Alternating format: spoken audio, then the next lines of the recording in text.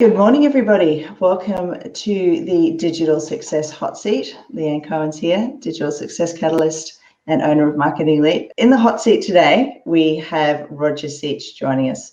Now, Roger is the owner of Red Fox, and he's actually joining me online on the hot seat today to talk about video production and Facebook advertising.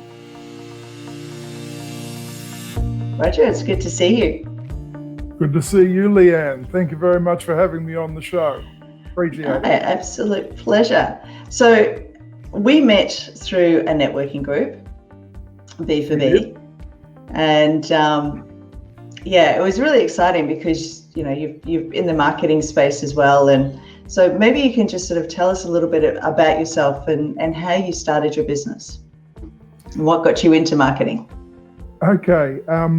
I was a chartered accountant for 32 years, and in that I worked in Australia and internationally, in New Zealand, China, South Africa, a little bit in the US and Brazil, and I was mainly involved in acquisitions, company turnarounds, operating efficiency,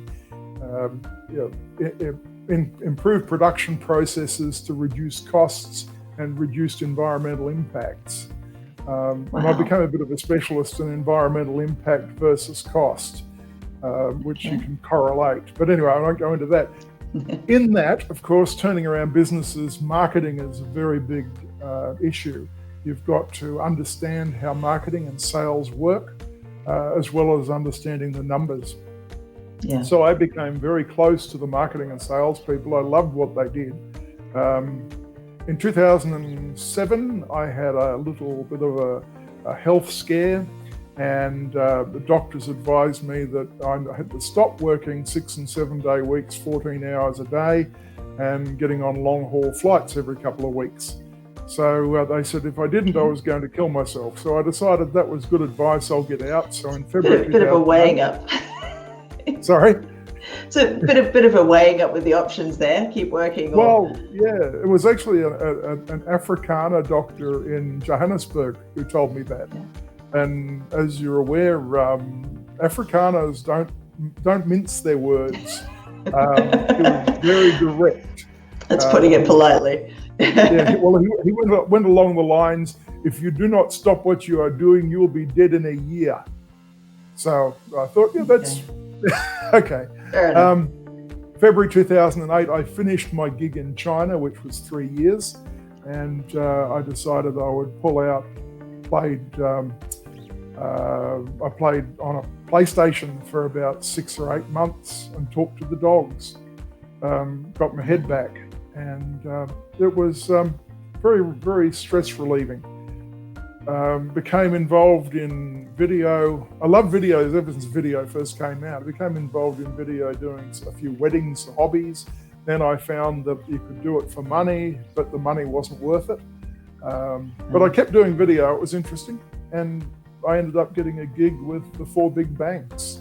And I created training videos for them in some of their internal systems. That was very formal and much more fun for me than doing weddings where you only get one take. Yeah. Then with that and marketing go hand in hand, I did some management consulting work as well. And I decided, well, I wasn't going to be an accountant anymore. I'll just stick to what I like doing, what I love doing. And I've developed skills. I worked under a Facebook mentorship program for 12 months back in 2015, where they mentored me for, Facebook actually mentored me for 1 year, 2 to 4 hours a week on the phone. And I've been involved in that ever since. So there we go. Here I am. I make videos. So how did you get into the whole Facebook advertising thing? Because I think that's how we met, when you were doing the videos, but using it for Facebook advertising. Well, pretty much. I had a couple of clients as a management consultant. I had a couple of clients who wanted to advertise their business. And in 2012, actually, I decided that Facebook advertising was the way of the future. And if you really wanted to understand marketing, you had to understand Facebook advertising. So I started running a few ads for people. And in 2015, I received an email from Facebook. And it said, "Hi, we see you've been running some ads for some people, blah, blah, blah, blah.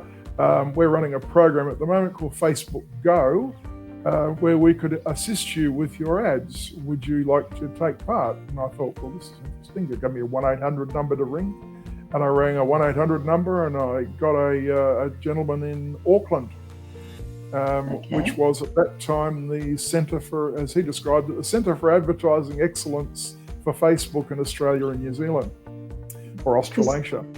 Around that time too, they were really pushing, because I remember they used to, around that time, they actually brought out a couple of like really big, I think they owned a company called Compass, but they were running, here in Australia, they were running workshops, and they had full day events and like all around Facebook advertising. Like they were really pushing back then, like what's that, 5 years ago? Yes, that's right. And of course that coincided with the beginning of the deterioration of organic reach. Yeah. With the floating of Facebook, the shareholders wanted the return on their funds. Organic reach doesn't give them any money. So they need advertising revenue. And my deal was that I had to bring in a quota of advertising revenue each month. And in return for that, they would give me free mentoring. So I kept my end of the bargain and they kept theirs.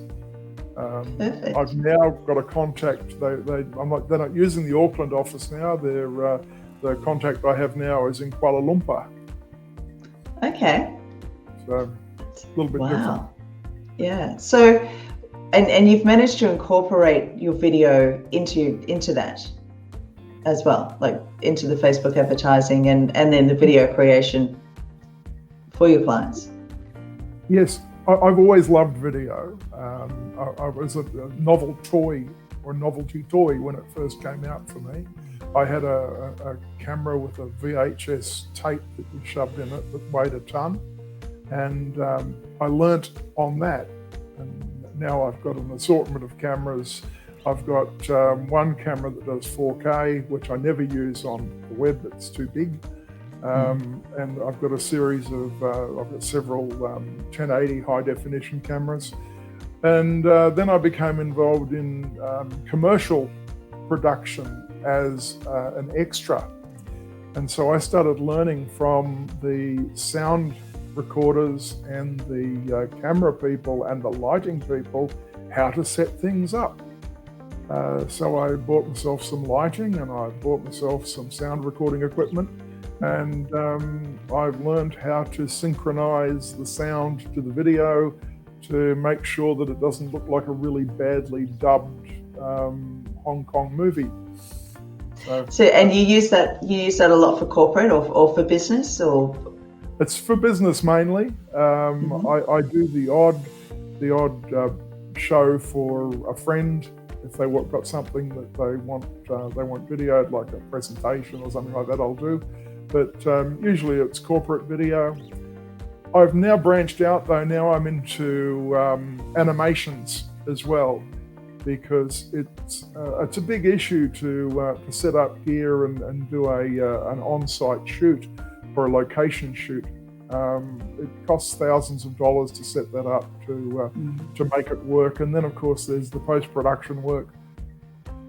And the rise of software for animations has enabled me to move into that field. Whiteboards, characters. I had one where I had Albert Einstein lip-synced endorsing one of my clients who runs a computer business. But looking at, because I mean, I've always said that people like to deal with people.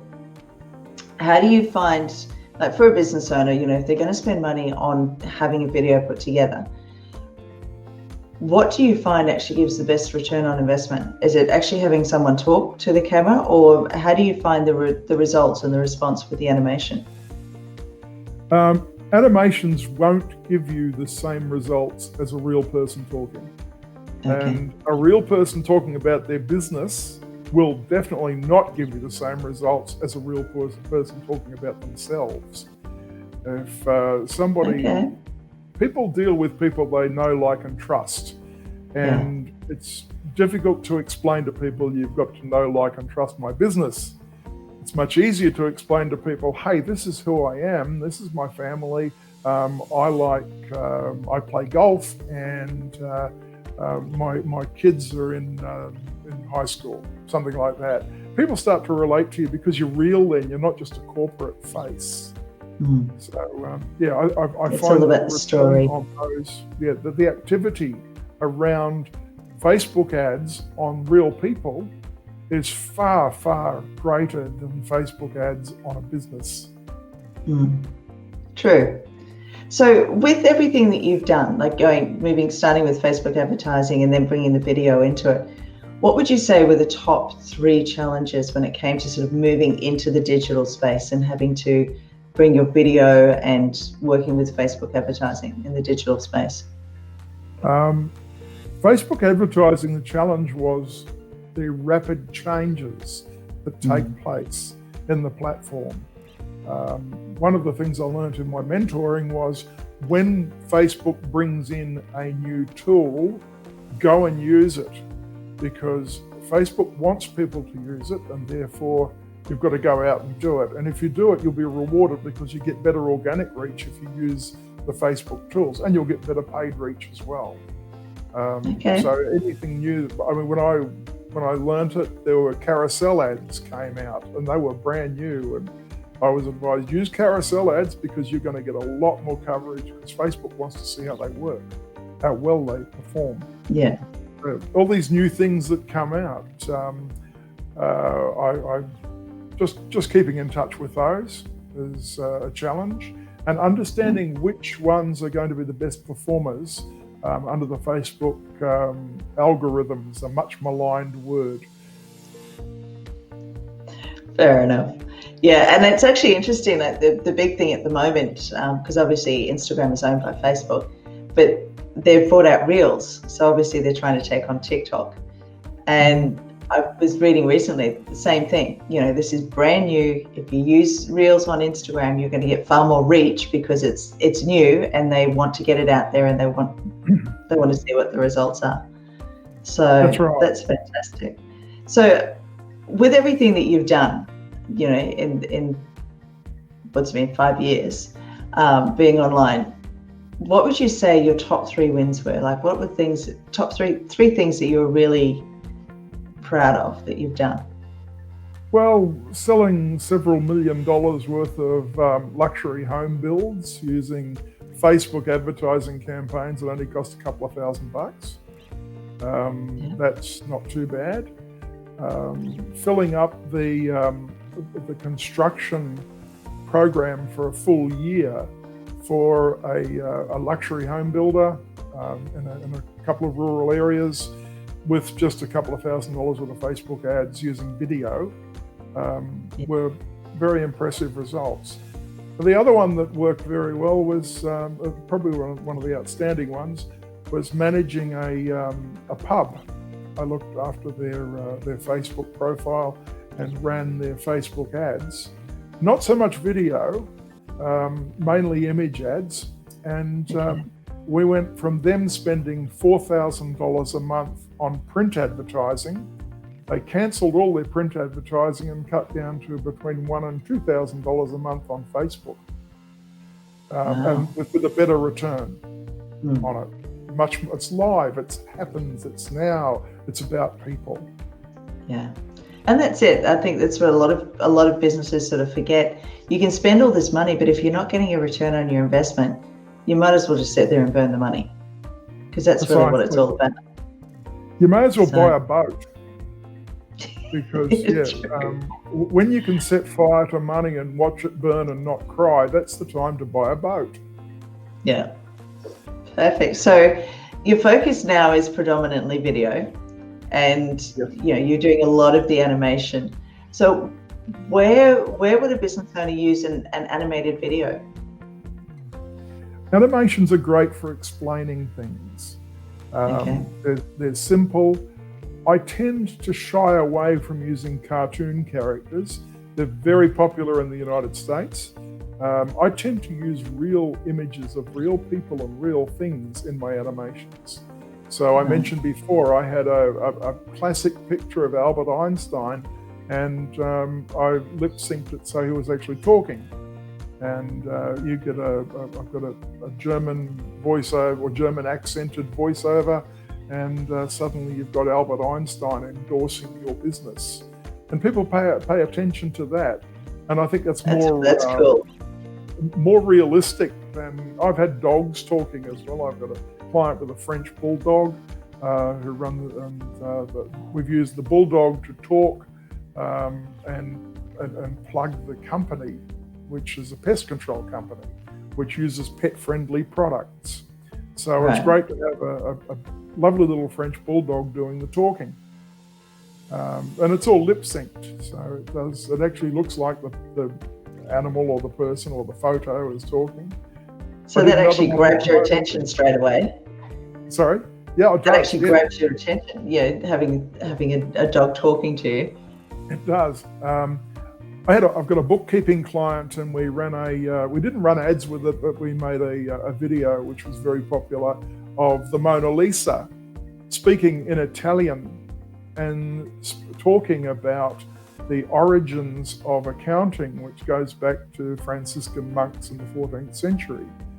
And linking that to the client who's a bookkeeper. And where did they use that? Did they use it on their website or on social media, or? Just used it on social media. They didn't want to run any advertising campaigns. I did it as a bit of an experiment for them and gave it to them and said, you can do what you like with it. All they did was they put it up on their Facebook page. All their friends loved it and shared it around. I put English subtitles on it, English captions, so that people could see what Mona Lisa was saying, but she was speaking Italian. That is really cool. All right, so to sum it all up, like being successful online, and I mean, you've been doing this for a while now, in a couple of different formats. What would you say having digital success and being successful in the online space was? What is that to you? It's understanding your audience. Absolutely. Number one is understanding and empathizing with your audience.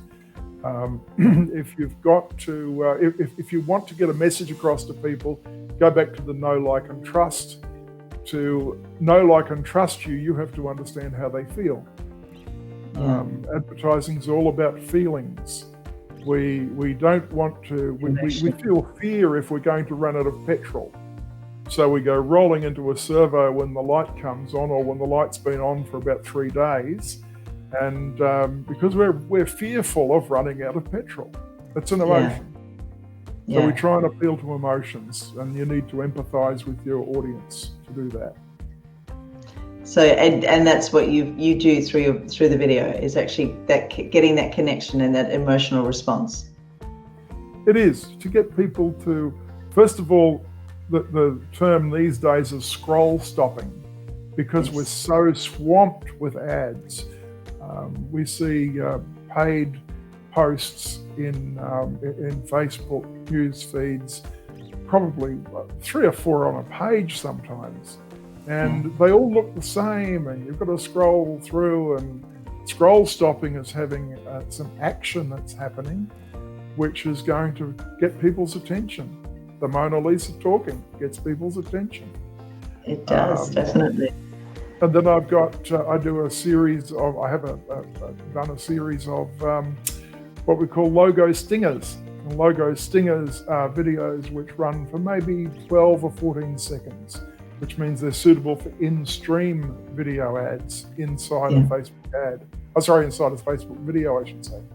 And you've got to have some really good animations with a logo popping up and maybe a little cartoon character for that, because you can't convey a real person's image very well in 12 or 14 seconds. You need something very simple. But it's what I call a logo stinger. Yeah. Oh, that's handy to know. And that's one of the things. I mean, there's nothing. I know it's irritating, and I find I get really frustrated because YouTube does the same thing. You get really engrossed and you're watching a video, and then an ad pops up. It's like, oh, seriously. But you don't forget it because it's interrupted what you're doing, and you can't do anything about it.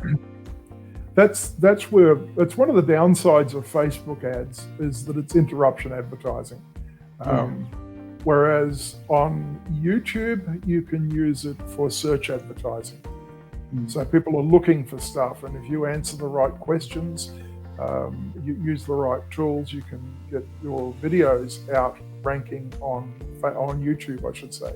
But with Facebook, you've got to get people to stop and look and say, "Wow, I have never seen that before," or "I have seen that before and I liked it and I want to see it again." Yeah. But we all hate it when that little message comes up, says "ad starting soon," and you look at it and you think, "Oh no." And then it counts down, maximum 15 seconds, and it counts down. And I love it when the ad countdown starts at 10 or 11 or 12, not 15. And so I try and make my stingers about 12 seconds. Okay. Well, that's a good tip to know. Because, it's really interesting. I mean, I've started running some YouTube advertising for a client, obviously through Google Ads. And it's just fascinating the way that Google has actually pulled it all together now. And the amount of information that you can put in to say to Google, okay, these are the videos that I want to show up for, or the channels that I want to show up for. And I always find it fascinating between LinkedIn and Google and Facebook that they all, one gets an idea and they all copy each other. Yes. It's quite amusing. So for somebody that was actually starting in their journey, they've started a business, they're excited, they want to get themselves out there. What are 2 to 3 tips that you would actually give someone who was starting out or was halfway through their journey and just wanted to get to that next level of getting in front of people?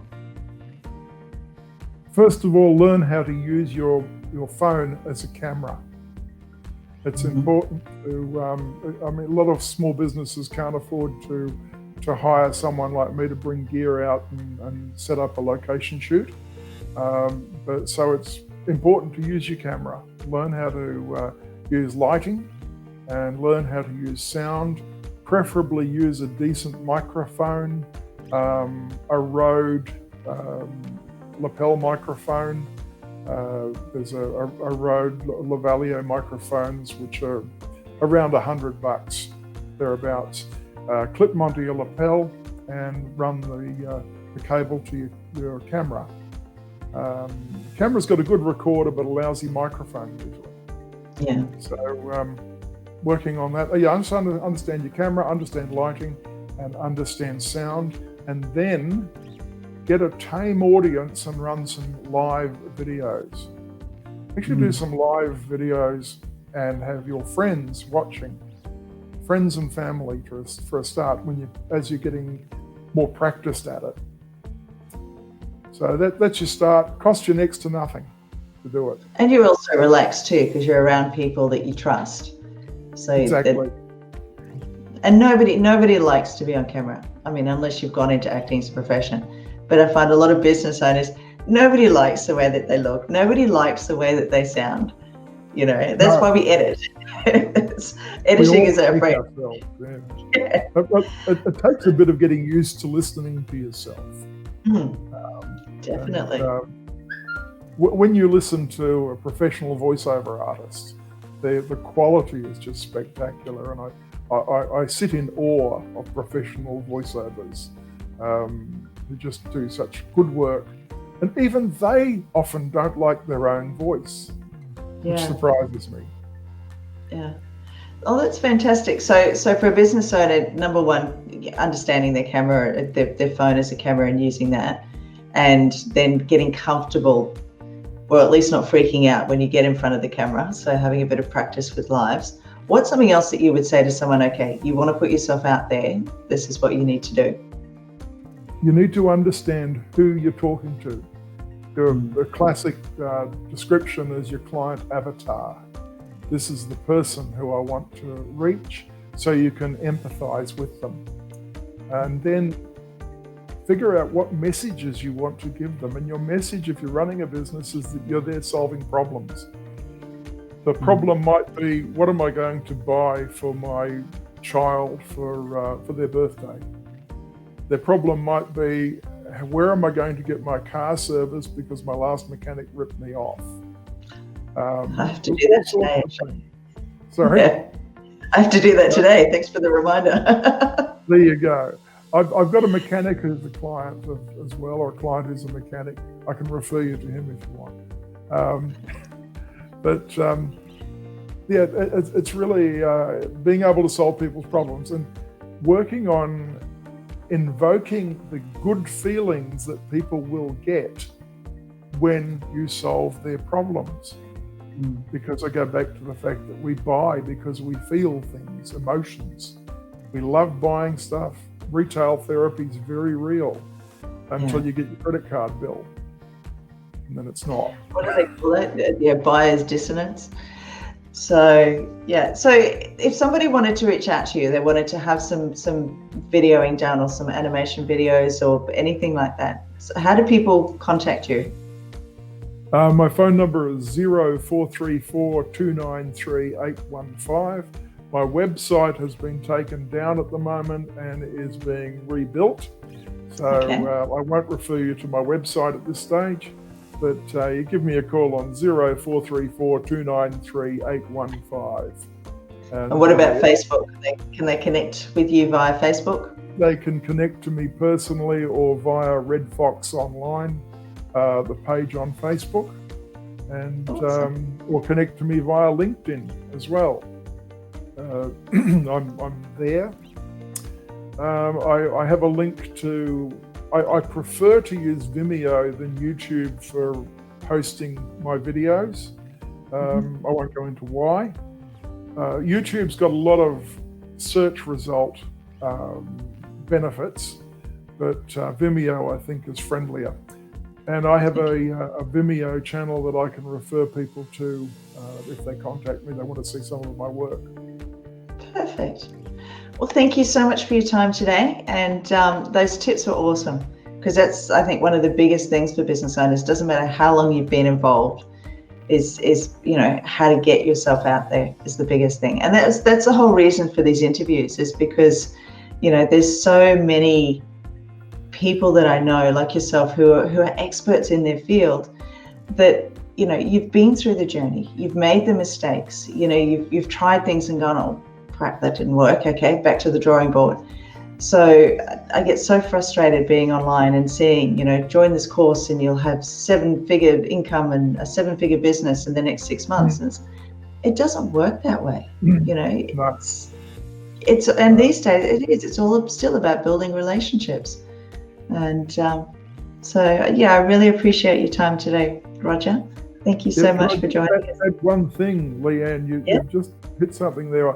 I received I was contacted by somebody on LinkedIn the other day, asked to connect, and I reviewed their profile, and I decided I'll connect with this person, and I asked them what they would like to talk about. Why did they connect with me?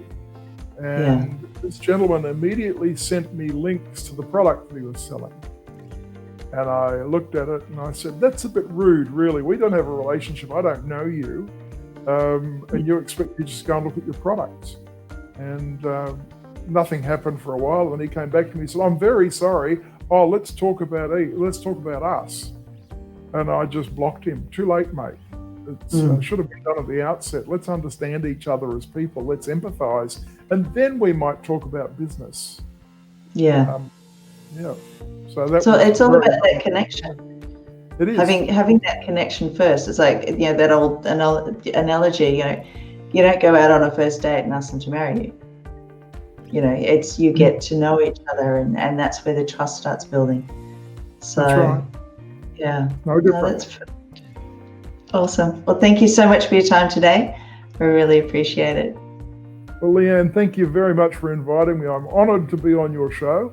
And I haven't had a coffee with you for a while, so we're going to have to catch up for one of those sometime. That sounds good. This will have to suffice. Yeah. Take care. All right. Thank you very much. Thanks. Bye. All right, guys, thank you so much for joining us again today. And I will see you next Wednesday, 10:30. And I'll have another great expert on the line to share more about the digital space and how you can actually grow your business and get yourself out there. So in the meantime, have an amazing week and we'll see you next week. Bye. Thank you so much for joining me on the Digital Success Hot Seat, where we interview incredible experts about their online journey, their challenges, their tips, what's worked for them, and what hasn't. So if you're really enjoying this series, I'd love it if you would just hit the subscribe button below and also hit the bell so that way you get notified every single time we upload a new interview. I really appreciate you joining us and let's get on with it.